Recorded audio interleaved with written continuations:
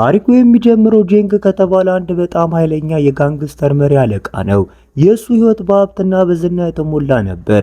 ነገር ግን አንድ ነገር ይጎለው ነበር፣ እውነተኛ ፍቅር።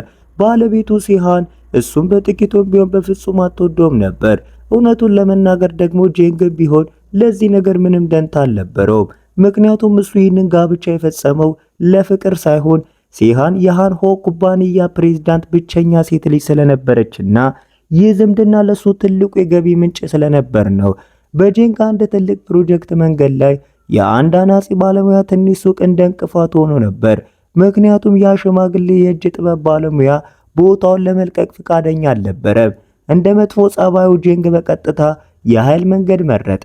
እጅግ በጣም ታማኝ የሆነው ሰው ማንቹልን ከተወሰኑ ወሮበሎች ጋር ወደዛ ላከው። መጀመሪያ ላይ እነዛ ሰዎች በለስላሳ አንደበት ያወሩት ነበር። ነገር ግን አናጺው ፍንክች ለማለፍ ፈቃደኛ ሳይሆን ሲቀር ማንቹል በተረጋጋ ግን ቀዝቃዛ ድምፅ እጁን እንደሚቆርጠው የዛቻ ማስፈራሪያ ሰጠው። ያ ምስኪን ባለሙያ ከፍርሃት የተነሳ እጅ ከመስጠት ውጪ ሌላ ምንም አማራጭ አልነበረውም። በሚንቀጠቀጡ እጆቹም በሰነዶቹ ላይ ፊርማውን አኖረ። በዛም ምሽት ጄንግ ሆን ብሎ እሱም በትምክህት ሊያፌዝበትና ሊያስፈራራው ከመጣው ያንግ ከተባለ የንግድ ጠላት ጋር ተገናኘ። ነገር ግን ጄንግ ምላሽ ከመስጠት ይልቅ ዝምታን መረጠ። ያንግም ያሰበውን ሳያገኝ ባዶ እጁን ተስፋ ቆርጦ ለመመለስ ተገደደ። በውስጡ ግን ያንግ ጄንግን ከመንገዱ አስወግዶ የሱን ንግድ በሙሉ ለመቀማት ትክክለኛውን እድል ብቻ ይጠባበቅ ነበር። አዲሱን ህንፃ በእጁ በማስገባቱ የተነሳ በተሰማው ደስታ ጄንግ ወደ አንድ አሮጌና ተራ የራማ ፓስታ ምግብ ቤት ሄደ። ነገር ግን የሱ ዓላማ ራማን ለመብላት አልነበረም። በእውነቱ እሱ ከራሱ ያለፈ ታሪክ ውስጥ የነበረን አንድ ፊት ፍለጋ ነበር የመጣው። እሱም እዛ የነበረውን ባለቤት ከዓመታት በፊት ይህንን ቦታ ስታስተዳድር ስለነበረችው ሴት ጠየቃት። ምላሹም እሷ ምናልባት አሁን በዚህ ዓለም ላይ የለችም፣ ሞታለች የሚል ነበር። ይህንን ሲሰማ የጄንግ ልብ በሐዘን ከበደው።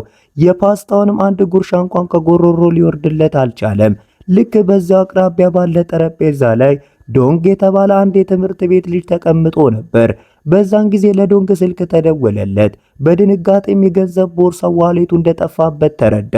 የሊስትሮ የምግብ ቤቱ ሴት እየሳቀች የአንተን ክፍያ ይህ ከፊት ለፊት የተቀመጠው ጌታ ይከፍልልሃል አለችው። ስትወጣም ለጄንግ አንድ ስጦታ ለመስጠት ቃል ገባችለት። ጄንግም ክፍያውን ፈጽመው ወደ ውጪ እንደወጣ በአንድ የቆሻሻ መኪና ምክንያት የሱ መኪና መንገድ ላይ ተዘጋግታ ቀረች።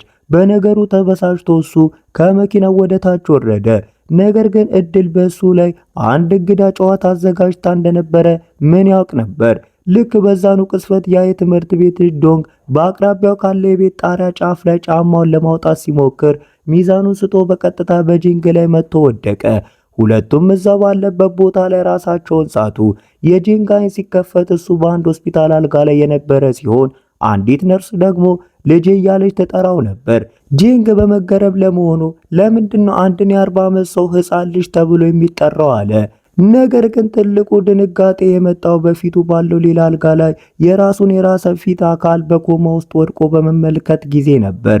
ልክ በዛኑ ቅጽበት የአናጺው የልጁ አባት ወደዛ መጣና ወደ ጄንግ ተመልክቶ ልጄ እያለ በስሜት ያቅፎ ጀመር። ያኔ ነው እንግዲህ ለጄንግ አስፈሪ እውነት የበራለት። ይህም የሱ ነፍስ በሱ ላይ ወድቆ በነበረ የትምህርት ቤት ልጅ አካል ውስጥ እንደገባች ተረዳ።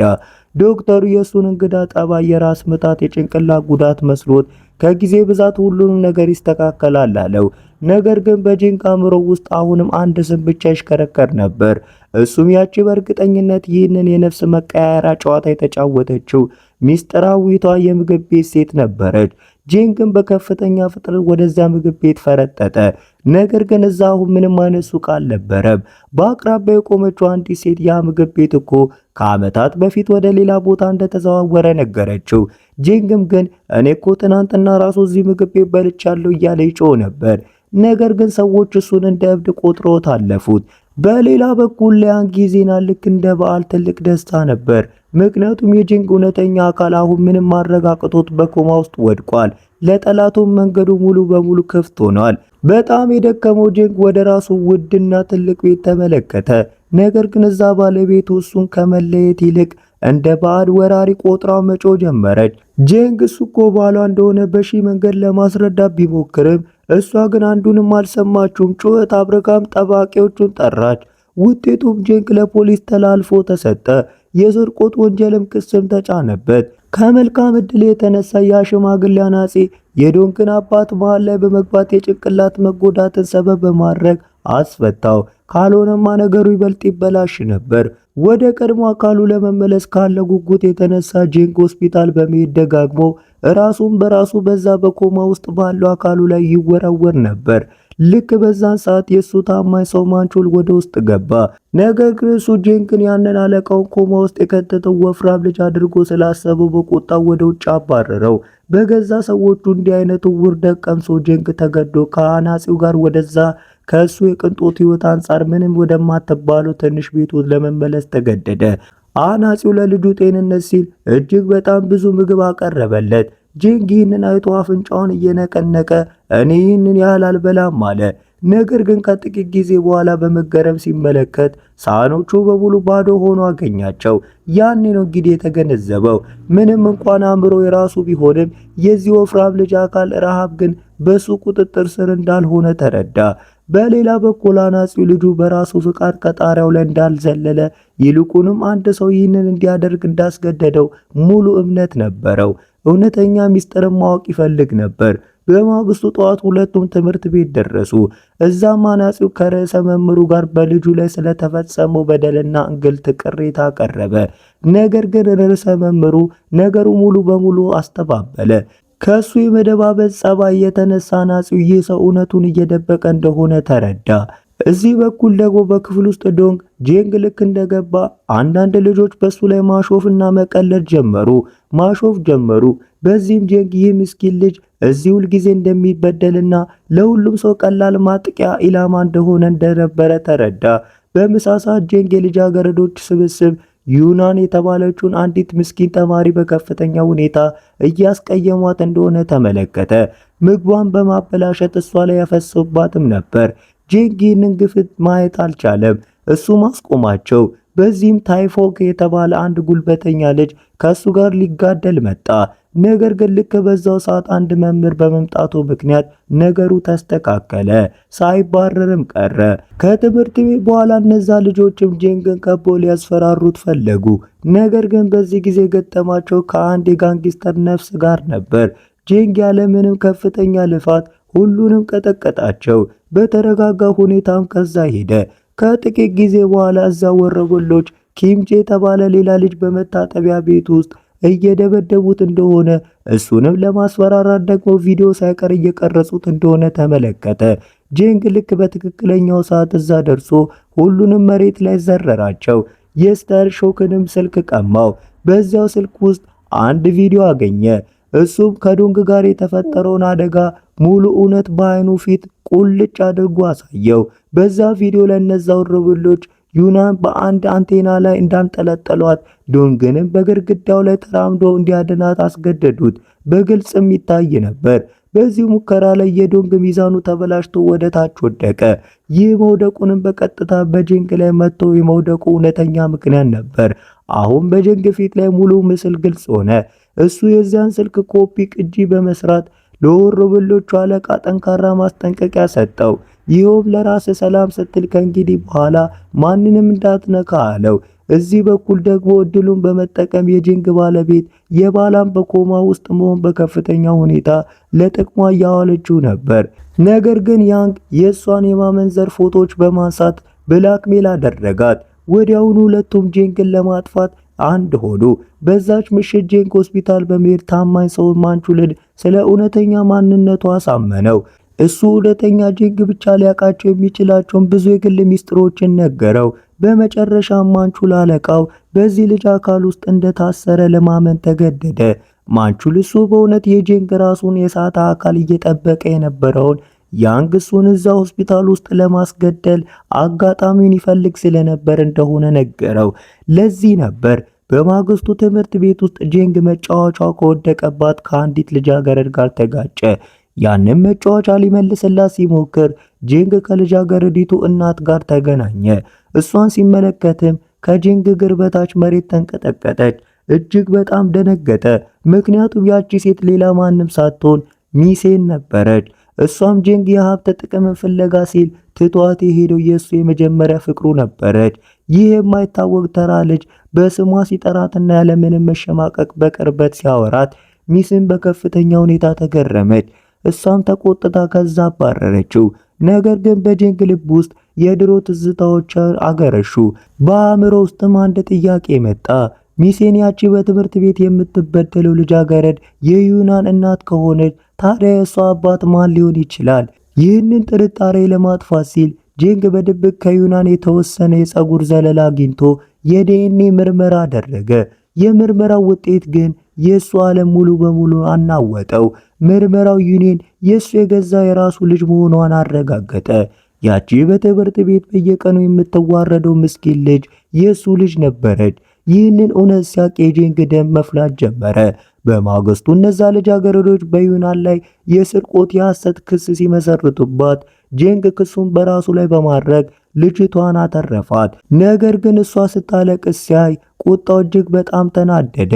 ማንቹልም እነዛ ልጃገረዶች ትምህርት እንዲሰጣቸው ነገረው። ማንቹል ግን እነሱ እኮ አሁንም ሕፃናት ልጆች ናቸው በማለት ነገሩን አሳለፈው። ማንቹል ዩናን ይህንን ትግል ራሷ መዋጋት እንዳለባት አስረዳው። ይህንን በማሰብ ጄንግ ሚሳንን ሊያገኛት ሄደ።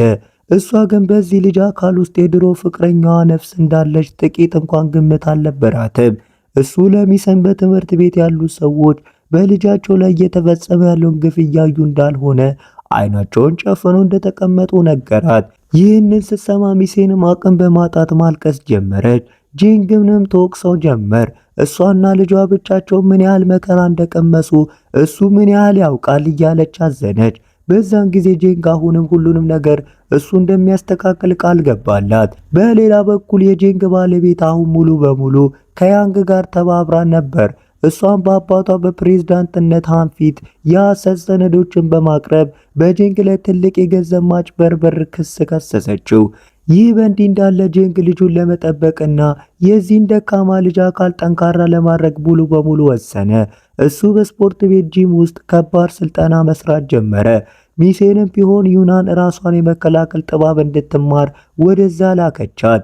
እዛም ማንቹል አሰልጣኝ ትሬነር በመሆን ሁለቱንም ማዘጋጀት ጀመረ። በጥቂት ቀናት ውስጥ ዩኔን ጎበዝ ተዋጊ ሆነች። የጄንግም ቢሆን ክብደቱ ቀንሶ ሰውነቱ የተስተካከለና የጠነከረ ሆነ። እሱ በተለወጠ መልኩ ወደ ትምህርት ቤት ሲመለስ ሁሉም ሰው እሱን እያየ ተደነቀ። ቤት ውስጥ እሱ የልጁን ዩናንን የልጅነት ፎቶግራፎችን አገኘ። እነዛንም ሲመለከት ልቡ በሐዘንና በስሜት ተሞላ። በዛኑ ምሽት አናጺው ዞንግ የዕለት ጉልበት ዋጋውን ደመወዙን ይዞ እየተመለሰ ሳለ የድሮ ዕዳን የመክፈል ሰበብ በማድረግ አንዳንድ ሰዎች ጥቃት ሰነዘሩበት። ጄንግ በመሃል ገብቶ ሊያገላግላቸው ሞከረ። ነገር ግን ዋናውን ስራ በኋላው ላይ ማንቹል ብቻውን ሄዶ ነው የሰራው። ማንቹል ወደ ሰዎቹ መደበቂያ ቦታ በመሄድ የሁሉንም አጥንት ሰባበረው። እውነተኛ ዕዳ እኮ በጣም ትንሽ እንደነበረና እነዚህ ሰዎች ግን ነገሩን በብዙ ጥፍ አሳድገው እየጠየቁት እንደሆነ አታገላቸው። ከፍርሃትም የተነሳ ያ የውርቡላ ስብስብ ዕዳውን ቀነሰላቸው። ወደ ቤት ተመልሶ ዞንግ ልጁ ለሱ ምግብ እየሰራለት እንደሆነ ሲያይ በጣም በስሜት ተነካ። እዚህ በኩል በትምህርት ቤት ውስጥ እነዛ ጉልበተኛ ልጃገረዶች ድጋሚ ዩናንን ሲተናኮላት፣ በዚህ ጊዜ ዩናን ከመፍራት ይልቅ እነሱን ድጋሚ ወደ እሷ ዞር ብለው እንዳያዩ የሚያደርግ ምርጥ ትምህርት ሰጠቻቸው። ልጁ እንዲደፋር ስትሆን ሲያይ የጄንግ ደረት በኩራት ተነፋ። በዚሁ ደስታ እሱ ወደ ሚሳን ምግብ ቤት ሄደ። እዛም ሚሳን ፓስታ አቅርባለት እየበላ ስትመለከተው አንተ ስትበላ ማየት የዩናንን አባት ያስታውሰኛል አለችው። ልክ በዛ ሰዓት አንዳንድ ባለጌ ደንበኞች ሚሳንን መተናኮስና ማንገላታት ጀመሩ። በዚህ ላይ የጄንግ ቁጣ ገንፍሎ ወጣ። እሱ ሚሳንን ወደ ማብሰያ ክፍሉ ሰዷት። ብቻዋን እነዛ ሰዎች ሁሉ መግጠምና መቀጥቀጥ ጀመረ። ነገር ግን አንደኛው በከፍተኛ ሁኔታ ሲደበድበው አይታ ሚሳን ደንግጣ እሱን ለማስቆም ሮጣ ወጣች። ሚሳን ለመሆኑ አንተ ማነ? ለምንድነው ደጋግመ እኔ የኔን ሴት እያልክ የምትጠራኝ ብላ ጠየቀችው። በዛን ጊዜ ጄንግ አካልና ነፍስ የመቀያየሩ ሙሉ ታሪክ ነገራት። ይህንን ማመን ግን ፈጽሞ የማይቻል ነገር ነበር። ነገር ግን ጄንግ እውነተኛ ባሏ ፍቅረኛዋ ብቻ ሊያውቃቸው የሚችላቸውን የእሷን ያለፈ ታሪክ የግል ሚስጥሮች ነገራት። በመጨረሻ ሚሳን ለማመን ተገደደች። ጂንግን በቁጭት በመጨረሻ ግንኙነታችንን ወቅትና እናት መሆንሽን እርጉዝ መሆንሽን ለምን ደበቅሽ? ካልሆነማ እኔ አንቺን በፍጹም ትቼሽ አልሄድም ነበር ብሎ ጠየቃት። ነገር ግን የሚሳን ልብ እንደ ድንጋይ ደርቆ ነበር። እሷን በግልጽ ቃላት በእኔ እይታ ዩናን የኔ ብቻ ልጅ ነበረች አለችው። ምክንያቱም እሷ ብቻዋን እንዳሰደገቻት ነገረችው። ጂንግንም ለዘላለም ከህይወታቸው እንዲወጣ ነገረችው። ጂንግን በከባድ ልብ ተመለሰ። ነገር ግን በሚሳን አእምሮ ውስጥ ያ የመጨረሻ ቀን ትዝታ ይመላለስ ነበር። እሱም እናት ልትሆን እንደነበር የደስታ ዜና ልትነግረው የነበረበትን ቀን ነበር።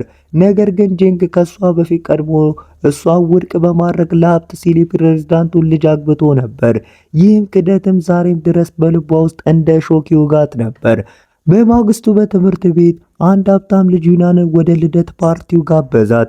እሷን በውስጧ እሱን ስለምትወደው በድብቅ ደስ አላት። ይህንንም በማየት የጂንግ ልብ ደነገጠ፣ ክፉኛ ማዘነ።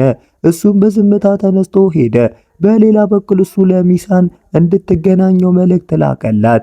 ሚሳን ስታገኘው ጂንግ ስለሰራቸው ስህተቶች በሙሉ ይቅርታ ጠየቃትና ድጋሚ አብረው እንዲኖሩ ለመናት። ነገር ግን ሚሳን እሱ ቀድሞውኑ ያገባ ሰው እንደሆነና ይህ ግንኙነት አሁን ሊሆን የማይችል ነገር እንደሆነ በመናገር ውድቅ አደረገችው። ሚሳን በኃይል በጥፊ መታችው። በአቅራቢያ ያሉ ሰዎችም እንዲህ ያለ ወጣት ልጅ ከአንዲት በእድሜ ትልቅ ሴት ጋር ምን አይነት ድርጊት እያደረገ እንደሆነ እያዩ ተገረሙ። በቁጣ ሚሳን እሱን እየጎተተች እስከ ፖሊስ ጣቢያ ድረስ ወሰደችው። ነገር ግን ልክ በዛ ሰዓት ጂንግ ከጓደኛው ዩናን አደጋ ላይ ነች የሚል ስልክ ደረሰው። ይህንን እንደሰማ ጂንግ ሁሉንም ነገር ትቶ ወደ ፓርቲው ፈረጠጠ። ምክንያቱም የልጁ ሕይወት ያሳስበው ነበር። የሀብታም ልጅ በፓርቲው ላይ ዩናን አልኮል መጠጥ እንደተጠጣ ጫና አደረገባት። እምቢ ስትልም መጥፎ ዓላማውን በማሳየት መጠጡን እሷ ላይ አፈሰሰው። ልክ በትክክለኛው ሰዓት ጂንግ እዛ ደረሰ። በሩ ላይ ቆመውንም ጠባቂ ጥሎትም ወደ ውስጥ ገባ። ዩናንን ከበዋት የነበሩትን ልጆች በሙሉ ጂንግ በአይን ጥቅሻ ውስጥ መሬት ላይ ዘረራቸው። እዛ በኩል ዩናንን ቢሆን ድፍረት በማሳየት ያንን ሀብታም ልጅ በኃይል መታ ወደ ዋና ገንዳ ውስጥ ጣለችው። ከዛም አባትና ልጅ አብረው ከዛ ቦታ ወጡ። በማግስቱ ማንቹል ከጂንግ እውነተኛ አካል ጋር ለመገናኘት ሆስፒታል በሄደ ጊዜ ወደ ውስጥ እንዳይገባ በውጪ ተከለከለ። ምክንያቱም ማንም ሰው ወደ ውስጥ እንዳይገባ የፕሬዝዳንቱ ጥብቅ ትዕዛዝ ነበር። ማንቹል ተመልሶ ለጂንግ ባለቤቱና ያንግ አንድ ላይ በመሆን በሱ የሐሰት ክስ እንደጫኑበት፣ ፕሬዝዳንቱም አሁን እሱን እንደ ማጭበርበሪያ ሌባ መቁጠር እንደጀመረ ነገረው። የተጨነቀው ጂንግ በማንቹል እጅ ወደ ፕሬዝዳንቱ የሚያደርስ አንድ ደብዳቤ ላከ። ይህ በእንዲህ እንዳለ እሱ በድጋሚ ወደ ሚሳን ዘንድ ሄዶ እሷ ግን በቁጣ ከዚያ እንዲሄድ ነገረችው። ጂንግ ለመሄድ ዞር እንዳለ አንዲት የትምህርት ቤት ልጃገረድ በፊቱ መጣ ጠየቀችው። እሷ ከዩናን ጋር እየተዘዋወረ እንደሆነ ጠየቀችው። ከዛም ያለምንም መሸማቀቅ በቀጥታ የእሷ ፍቅረኛ እንዲሆን አቀረበችለት። ጂንግም ግን ፍቃደኛ አልሆነም። ነገር ግን ልክ በዛ ሰዓት ዩናን እዛ ደረሰች። እሷም ቢሆን ለጂንግ ያንን ጥያቄ ያቀረበችለት። ጂንግ ግን በግልጽ እምቢ አላት።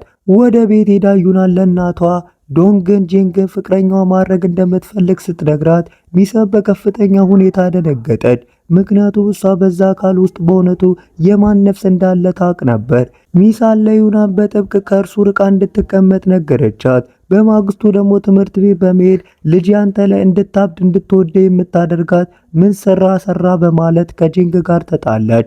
ጂንግ እሱ ዝም ብሎ የወዳጅነት ጠባይ ብቻ እያሳየ እንደነበረ ማብራሪያ ሰጠ። ነገር ግን ሚሳን እኛ ቀድሞውኑ ያገባን ሰዎች ስለሆንን ድጋሚ አብረን ልንኖር አንችልም በማለት ለዘላለም ከህይወታቸው እንዲወጣ ነገረችው። እናም ልክ በዛኑ ቅጽበት ዩናን እዛ መጣችና ለመሆኑ ያገባው ማን ነው ብላ ጠየቀችው። በድንጋጤ መሃል ከጂንግ ጋር እኔ የዩናንን እናት ነው የሚወደው የሚል ቃል አመለጠው። ይህንን እንደሰማች ከዩናን እግር በታች መሬት ተንቀጠቀጠች። እጅግ በጣም ደነገጠች። እሷም ልክ የገዛ እናቷ ፍቅሯን የቀማቻት ያህል ተሰማት። በእንባ እየታጠበችም ከዛ ቦታ ፈረጠጠች። ሚሳን በቁጣ ይህንን ለምን አልክ በማለት ጂንግ ላይ ትጮህበት ነበር። እዛም በኩል ሆስፒታል ውስጥ ደግሞ ያንግ ጠባቂዎቹን አታለው የጂንግን ራስ የሳተ አካል ለዘላለም ለማጥፋት አስቦ ደርሶ ነበር። ያንግ ልክ ጥቃት ሊሰነዝር ሲል በድንገት በጂንግ አካል ላይ እንቅስቃሴ ተፈጠረ። እሱም አይኖቹን ከፍቶ በጣም በተረጋጋ ሁኔታ ያንግ የሱሪሃ ዚፕ ተከፍቶ አለው። እሱን እንዲህ በህይወት ሲያየው ያንግ ከፍርሃት የተነሳ እዛው ዝልፍልፍ ብሎ ወደቀ። እዛ በኩል ሌላ እንግዳ የሆነ መታጠፊያ መጣ። የዶንግ ነፍስ አሁን በጂንግ በትልቁ ሰው አካል ውስጥ ገብታ ነበር። አንድ ትልቅ ሰው ደግሞ ራሱን አባት እያለ ሲጠራ አይቶ ያ ምስኪን ልጅ ከፍርሃት የተነሳ ማልቀስ ጀመረ። ልክ በዛ ሰዓት ጄንግ በልጁ አካል ያለው እዛ መጣና አሁን ዶንግ ወደ እሱ እውነተኛ አካል እንደገባ ተረዳ። ጄንግ ዶንግን አረጋጋው። ለአናጺው ዞንግም እውነተኛውን ሚስጥር በሙሉ አስረዳው። እሱም መጀመሪያ ላይ ባያምንም በኋላ ግን ተቀበለው። ከዛም ጄንግ ለዶንግ አንድ ስምምነትን አቀረበለት። አንተ እኔን ከረዳኝ እኔ ደግሞ ወደ ዩናን ይበልጥ እንድጠጋ አደርግሃለሁ አለው። ምክንያቱም እሱ ዶንግ ዩናን እንደሚወዳት ያቅ ነበር። እዚህ በኩል የጄንግ ባለቤት ጄንግን በመግደል ለምን ያለህበትን እድል ለምን አጣ በማለት ያንግ ላይ ትጮህበት ነበር።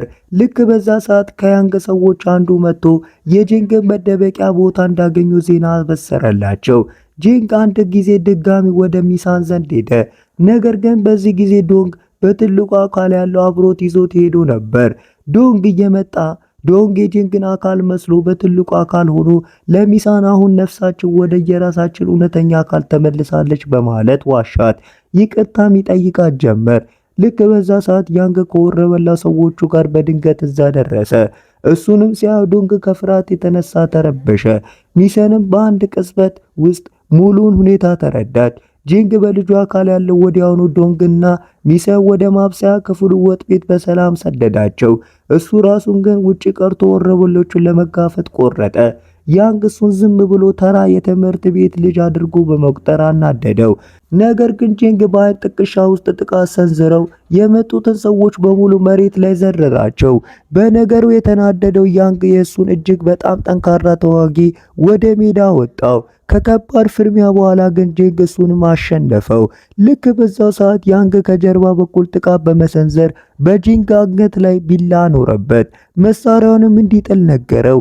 ልክ በዛው ቅስፈት ሚሰን አንድ የጋዝ ሲሊንደር ከፍታ ላይተር በእጇ ይዛ ወደ ውጭ ወጣች። ሁሉንም አቃጥላ አመድ እንደምታደርጋቸው ማስፈራራቻቸው። በዚህ አስፈሪ ማስፈራሪያ ምክንያት ያንግ ከሰዎቹ አብሮ ጅራቱን ቆልፎ ፈርጥቶ ወጣ። ጄንግ ወደፊት በመራመድ የጋዝ ሲሊንደሩን ዘጋው። ከሚሰንም ከሚንቀጠቀጡ እጆችም ላይተሩን ተቀበላት። አደጋው ሲያልፍ የሚሰን አይን ዶንግ ላይ በጄንግ ትልቅ አካል ላይ አረፈ። የጄንግ እውነተኛ አካል በፊቷ ስትመለከተው ለ17 ዓመታት በልቧ ውስጥ አመቃ የያዘቻቸውን ስሜቶች በሙሉ አፈሰሰቻቸው። እሱንም ምን ያህል ትናፍቀው እንደነበርና በመመለሱ ምን ያህል ደስተኛ እንደሆነች ነገረችው።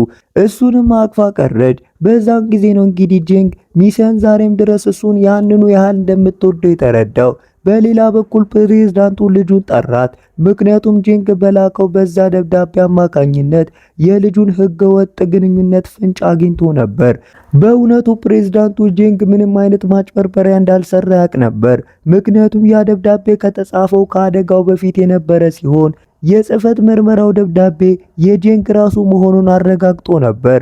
ልጁ የጄንግ ሚስት በማብራሪያዋ ከያንግ ጋር ግንኙነት የጀመረችው ከአደጋው በኋላ እንደሆነም ተናገረች። ነገር ግን በዚህ ውሸቷ ምክንያት ፕሬዝዳንቱ ልጁ እስካሁን ድረስ እሱን እያታለለችው እንደመጣች ተረዳ። ልክ በዛን ሰዓት ዶንግ በፕሬዝዳንቱ ፊት የጄንግን አካል መስሎ ቀረበና ሙሉን ታሪክ አስረዳው። እውነተኛው ጄንግን ግን በመኪናው ውስጥ ተቀምጦ በራዲዮ አማካኝነት መመሪያ ይሰጠው ነበር። ፕሬዝዳንቱ ልጁን ከውርስ ውጪ ሲያደርጋት እሷ በቁጣ ሚስጥሩን አወጣችው። ይሄውም ጄንግ ሌላ ህገወጥ ልጅ እንዳለውና ከአንዲት ሴት ጋርም ግንኙነት እንዳለው ተናገረች። ይህንን ሰምቶ ፕሬዝዳንቱ ጄንግን ዶንግን ሲጠይቀው ልክ በትክክለኛው ሰዓት ራዲዮ ተበላሸ። በዚህም ዶንግ እውነቱን ብቻውን ለመጋፈጥ ቀረ። ነገር ግን ዶንግ በተረጋጋ ሁኔታ እውነቱን አመነ። አዎ ጄንግ ሌላ ልጅ አለው፣ ስለ እሷም ያወቀው ከአደጋው በኋላ ብቻ ነው አለ። እንዲሁም ስለ ኩባንያው ወይም ስለ ሀብቱ ምንም ግድ እንደሌለውና አሁን ግን ከቤተሰቡ ጋር ብቻውን መኖር እንደሚፈልግ በግልጽ ተናገረ። በዚህ ታማኝነት ፕሬዝዳንቱ ከመቆጣት ይልቅ ተደሰተ። የጂንግንም ባለቤት እጅ ለመስጠት ለመሸነፍ ተገደደች። ፕሬዝዳንቱም ለጂንግ በራሱ ፍላጎት እንዲኖር ሙሉ ነፃነት ሰጠው። ዶንግን በደስታ ወደ ውጭ ወጣ። ሁሉንም ነገር በመስተካከሉ የተነሳ በተሰማው ደስታ ዶንግ በውጪ ከእውነተኛው ጂንግ ጋር ገና መገናኘቱ ነበር። ነገር ግን በቁጣ ያበደችው የጂንግ ባለቤት በመኪናዋ ጥቃት ሰነዘረችባቸው። ጂንግ በትክክለኛው ሰዓት ዶንግን ገፍቶ አተረፈው። ነገር ግን እሱ ራሱ በልጁ አካል ያለው ጂንግ በከፍተኛ ሁኔታ ቆሰለ። ወዲያውኑ ወደ ሆስፒታል ተወሰደ። በቦታው ላይ ሚሳን ዩናንም መጡ። የጂንግ ሁለተኛ ራሱን የሳተ አካልን በመለየት ዩናን እናቴ እስካሁን ፎቶን ደብቃኝ የነበረችው አባቴ ይህ ነው ብላ ጠየቀችው። በዶንግ አካል ውስጥ ያለው እውነተኛ ጂንግ በጎረነነ ድምፅ አሁን የአባትሽ ነኝ በማለት አመነ። ዩናን በእርግጥ እናቴ ከጓደኛ ጋር አግብታ ነው በማለት ግራ ተጋባች። እያወሩ ሳለ እውነተኛ ጂንግ ራሱን ሳተ። ልክ በዛኑ ቅጽበት በጂንግ አካል ውስጥ ያለው ዶንግም ወድቆ ተኛ። ከጥቂት ጊዜ በኋላ ጂንግ በኦፕሬሽን ክፍል ውስጥ ንቃተ ህሊናው ተመለሰ። እዛም በፊቱ ያቺ ሚስጥራዊት የምግብ ቤት ሴት ቆማ ነበር። ያኔ ነው እንግዲህ ከዚህ የነፍሰ ጨዋታ በስተጀርባ የእሷ እጅ እንዳለበት ሙሉ በሙሉ ያመነው። ሴትዮዋ ፈገግ ብላ ጂንግን እንዲያርፍና እንዲተኛ ነገረችው። ከዛም ታሪኩ 6 ወራት ወደፊት ተሻገረ። አሁን ዶንግ ወደ ራሱ እውነተኛ አካል ተመልሶ ነበር። በትምህርት ቤትም የሁሉም ሰው ተወዳጅ ጀግና ሆነ። በሌላው በኩል ጋንግስተሩ ያንግ በፖሊስ ቁጥጥር ስር ውሎ ነበር። እውነተኛው ጂንግ ወደ ገዛ አካሉ ተመልሶ የጋንግስተርነትን ዓለም ለዘላለም ተሰናበተው። አሁን እሱ ከሚሳንና ከልጁ ከዩናን ጋር ሰላማዊ ህይወት መኖር ጀመረ። እዛም ሽማግሌዋ ናጺ ዞግናን ማንቹልም አብሯቸው ነበሩ። በሰላምም መኖር ቀጠሉ። እስከ መጨረሻው ስላያችሁኝ አመሰግናለሁ። ሰብስክራይብ ሳታደርጉ እናንተ ማየት ግን አይደብራችሁም ነው የምላችሁ። አይደብራችሁም? ለማንኛውም ሰብስክራይብ ማድረግ እንዳይረሳ። ሁልጊዜ ደግሞ በቪፒኤን እንጂ በጣም እየተጎዳን ነው። በቪፒኤን እንዲህ የተሰራ በቪፒኤን ካላያችሁ ምንም አይነፋም። በቪፒኤን እንጂ እዩ እንጂ